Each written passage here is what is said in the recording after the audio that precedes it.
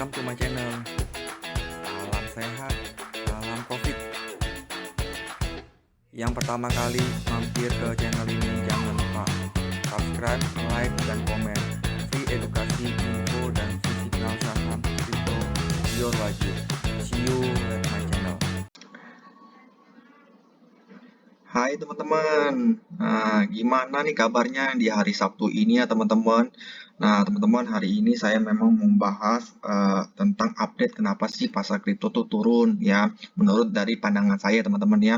Nah kalau teman-teman lihat dari market global ya, rata-rata memang semuanya dibanting ya, dari kemarin sampai hari ini Bitcoin, Ethereum ya, BNB, USD semuanya dibanting dan rata-rata di atas 10 sampai 20% ya teman-teman ya. Nah, kalau teman-teman yang punya altcoin ya, kalau teman-teman masih floating profit sampai sekarang selamat ya teman-teman ya, karena teman-teman pasti beli di harga bawah. Tapi kalau teman-teman yang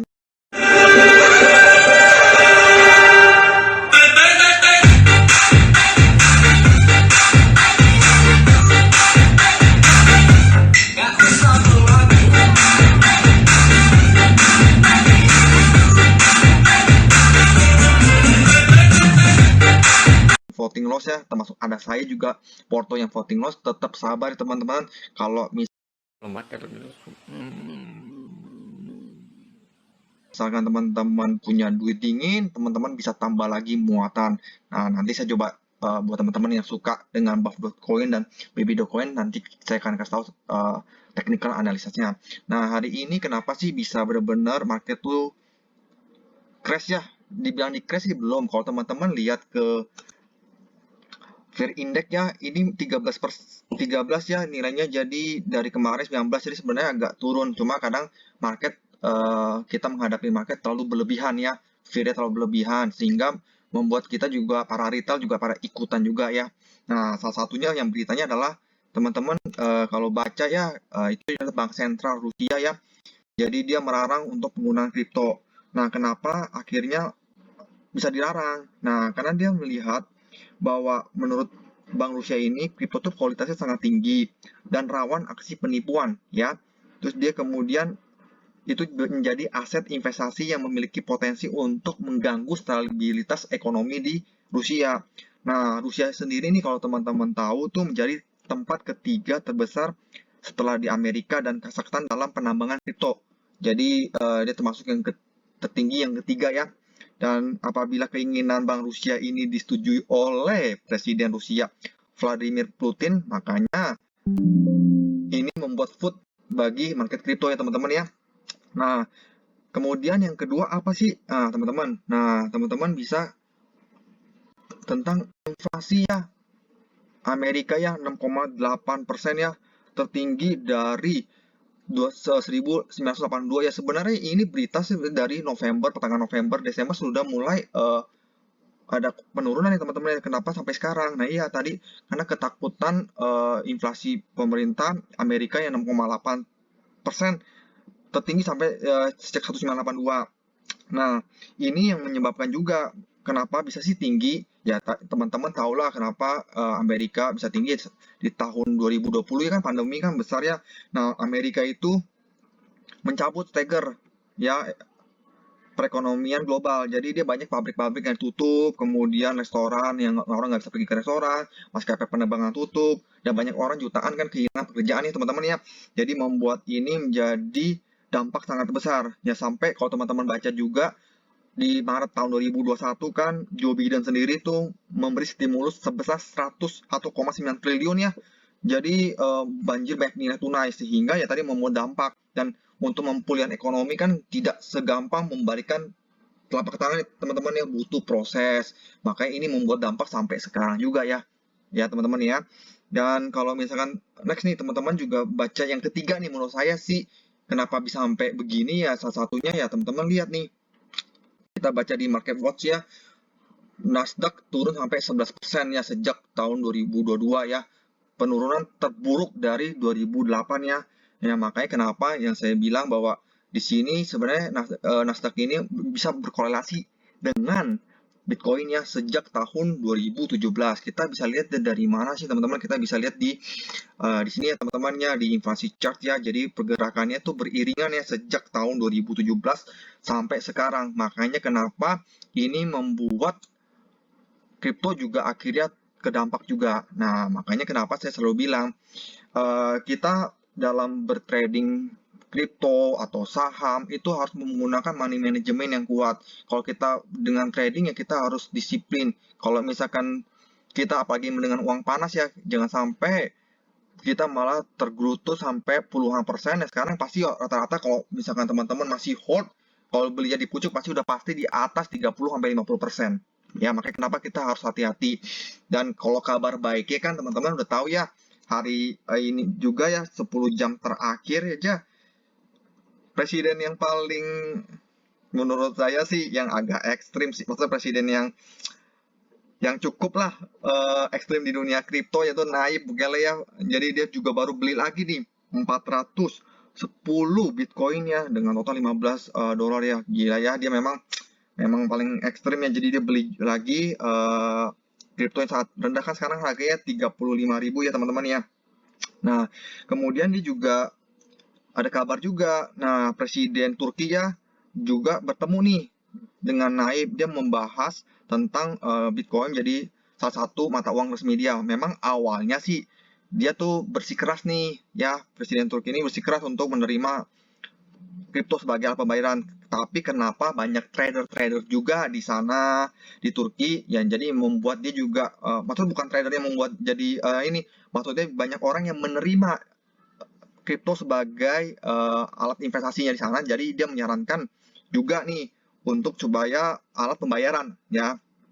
Nah, karena juga mata uang Turki juga kehilangan 90% nilai asetnya. Kalau saya baca sejak tahun 2008 ya teman-teman ya. Jadi memang kalau misalkan ini jadi ya ini juga termasuk ya berita baiknya sih ya. Jadi ada satu negara yang menerima pembayaran ya.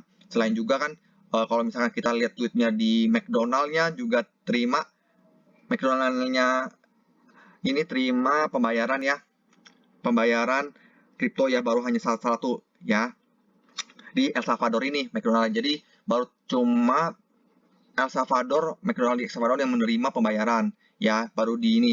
Dan nanti juga bisa menerima pembayaran yang lain di McDonald yang lain. Ini lagi ngomong tentang regulasi ya teman-teman ya. Dan hubungannya dengan apa sih sekarang ya? Kalau misalkan teman-teman yang lagi pegang altcoin itu saya bilang ya tetap ya jangan terlalu brutal dalam trading. Nah, kalau misalkan kalau teman-teman pegang baby.coin atau bubble.coin ya gimana sih?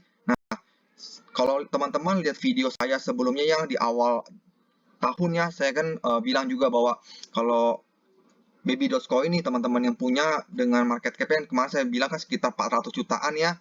Jadi teman-teman saatnya buy, itu teman-teman pasti udah cuan. Dan teman-teman kalau TP saat dia di 1,3 miliar market cap cepat teman-teman udah pasti untung. Nah, sekarang dia kalau lihat dari sekarang market cap-nya ya di 783 ya, 780 ya teman-teman ya. Jadi dia udah turunnya lumayan. Dan secara kalau misalkan teman-teman mau buy pun ya saya bilang buy dengan uang yang teman-teman kira-kira nih 6 sampai 1 tahun teman-teman nggak terganggu gugat. Karena ini kan kalau teman-teman buat jangka panjang ada potensi naik teman-teman ya buy saat koreksi. Dan kalau memang benar-benar teman-teman mau tunggu ya, sabar tunggu. Kalau saya bilang time frame-nya day aja teman-teman, di Bollinger Band-nya paling bawah aja di 0,8082203 teman-teman bisa buy, tunggu aja di sana, teman-teman bisa nyicil karena saya lihat memang ada potensinya masih turun. Dan harga sekarang pun juga termasuk ATH yang di bulan Oktober November kemarin ya. Jadi dia harga sekarangnya juga udah di ATH Oktober. Jadi kalau teman-teman mau tunggu aja, tunggu lebih dalam lagi ya untuk baby.coin karena potensi dia apalagi mau listing di Binance itu sangat peluangnya sangat tinggi ya. Jadi masih ada bisa naik ya teman-teman ya. Jadi dan juga arminya sendiri juga kompak dan di mana holdersnya ya teman-teman bisa lihat 1,3 juta ya, kenaikan sangat signifikan ya di 1 atau 2 minggu belakangan ya. Kalau saya sendiri juga ada, saya juga tambah lagi muatan di harga-harga bawah karena ini saya buat awalnya buat trading, akhirnya saya lihat potensinya lebih bagus. Kenapa saya lebih nggak lama lebih hot lagi ya teman-teman ya. Nah, buat teman-teman yang juga pecinta buff.coin ya. Nah, di sini yang saya selalu bilang, kalau misalkan di bawah market cap 10 juta, saya akan nambah muatannya lagi. Dan ini yang mendekati target saya untuk buy. Dan kalau misalkan teman-teman lihat ya, market cap sekarang udah 10.500.000 ya. Dan memang di sekarang nih harga-harga memang udah datar cukup ya, sideways-nya agak lumayan lama ya kalau buat teman-teman. Jadi buat teman-teman yang trading harian tuh pasti nggak sabar melihat buffer coin seperti ini, dan banyak yang orang juga udah yang sell, yang udah ada yang cut loss. Itu tidak disalahkan karena kan kembali lagi teman-teman, bagaimana strategi teman-teman masuk di altcoin ini untuk apa. Kalau teman-teman buat trading harian atau buat scalping ya teman-teman juga harus disiplin. Kalau tidak sesuai dengan targetnya teman-teman ya teman-teman harus cut loss. Kecuali teman-teman memang mempunyai uang dingin yang saya bilang 6 sampai 1 tahun aja. Pergerakannya ya tadi pasti dia juga akan naik ya teman-teman ya. Apalagi kalau sekarang udah sangat-sangat rendah market cap-nya, dan saya akan nyicil lagi juga Buffalo Coin. Kalau dia di bawah 10 juta saya akan beli agak lumayan banyak ya. Nah, teman-teman. Jadi kembali lagi di sini juga bukan ajakan beli atau jual ya teman-teman, nanti juga bisa teliti lagi apakah waktunya masuk sekarang atau tidak, atau teman-teman wait and see. Kalau menurut saya ya untuk pergerakan Bitcoin ya teman-teman ya, kan sekarang harganya yaitu sekitar 35.000 ya. Jadi kalau analisa saya ya, kalau misalkan dia sampai 30 menyentuh 30.000 ya memang dia sudah benar-benar itu udah downtrend ya. Dan kalau misalkan yang namanya downtrend itu juga nggak mungkin berbulan-bulan atau bahkan bertahun-tahun ya teman-teman. Pasti yang namanya market tuh mau sejelek apapun, seberes apapun, tetap akan nanti ada naiknya. Nah, masa naiknya tergantung teman-teman. Teman-teman mau buy sekarang nih, nyicil-nyicil koin-koin yang kalau misalkan teman-teman nggak main yang namanya altcoin, teman-teman mau nyicil koin-koin yang bagus, yang top 10 aja ya teman-teman juga udah bisa. Contohnya paling gampang ya, kayak ada ya teman-teman ya, ada juga oke ya saya lihat ya. Kalau misalkan ada tuh, kalau misalkan di harga 0,8 sampai di bawah 1 lah, 0,8, 0,9, teman-teman juga udah boleh buy. Karena apa? Bagus peluangnya, karena kalau lihat kita secara 1 tahun terakhir historinya tuh ada di support yang lumayan terkuat tuh di sekitar 0,8 sampai 0,9 ya. Nah, kemudian yang tadi juga beritanya banyak ya, kayak BNB ya, yang sudah ngeban juga nggak ngefek ya. Sekarang saya bilang, mau teman-teman market sebagus apapun, kalau misalkan tidak didukung dengan market global ya tetap ya hancur, nggak ngaruh juga kenaikannya ya. Nah, itu aja sih ya teman-teman yang saya mau update tentang update Bitcoin dan altcoin. Salah satunya yang populer adalah Baby Dots dan Buff Coin. Memang kembali lagi ke pilihan teman-teman ya. Kalau saya sendiri sampai hari ini masih floating Buff Doge, walaupun harganya dibantu sini. Karena apa? Selalu kita beli di harga rendah teman-teman ya, jangan selalu ingat kejar di pucuk. Buat teman-teman subscriber saya tuh saya selalu bilang, saya ada kasih tahu selalu beli, dan kalau misalkan saya ada bagikan juga ya harga-harga, angka-angka yang teman-teman bisa masuk. Kalau misalkan kayak kemarin kan Bitcoin kan saya juga nggak merefleksikan juga, saya merefleksikan di sekitar 400 ya. Kalau lihat teman-teman di video saya sebelumnya aja, atau lihat di video di sebelah kanan saya ini, saya akan linkkan, itu sudah saya tuliskan. Jadi memang anti nyangkut ya teman-teman ya.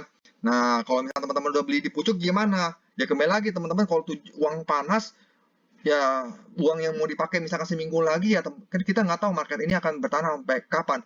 Bisa aja memang naik nih, tapi kan kita nggak tahu tanggalnya. Apalagi kalau misalkan teman-teman kepake tuh uangnya. Nah, makanya kenapa saya bilang, kalau saya lihat dari prediksi ya, kemungkinan tuh pertengahan Februari lah Bitcoin mulai agak naik. Tapi ini hanya prediksi ya teman-teman ya. Yang namanya prediksi bisa salah, bisa benar.